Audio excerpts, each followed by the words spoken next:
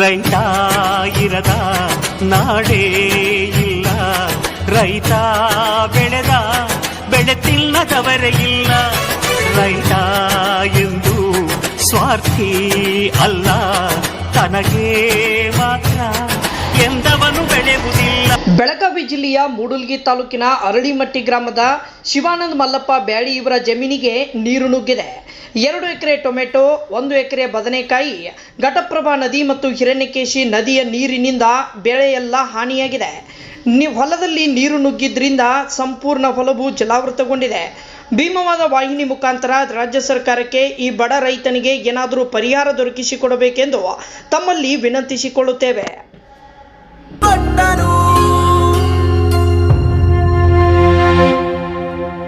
ಅನ್ನದಾತ ಅನ್ನದಾತ ಜನರ ಪಾಲಿನ ಸ್ನೇಹದಾತ, ತನ್ನುಸಿರ ಬೇಯಿಸಿ ಉಸಿರು ಕೊಟ್ಟನು, ಬಿಸಿಲು ಮಳೆಗೆ ತನ್ನ ಜೀವ ತೆತ್ತನು.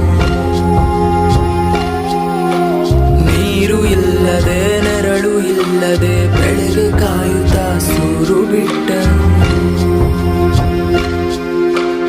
ಅನ್ನದಾತ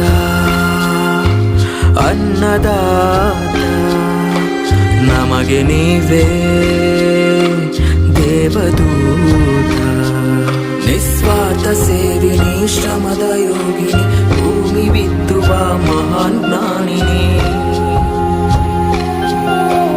ಮುಷ್ಟಿ ಬೀಜವ ರಾಶಿ ಮಾಡಿದೆ, ಹಗಲು ರಾತ್ರಿಯ ಹರಿವೆ ಇಲ್ಲದೆ. ಅನ್ನದಾತ ಅನ್ನದಾತ ಭೇದ ಭಾವವು ಇಲ್ಲದಾತ, ಶಾಂತಿ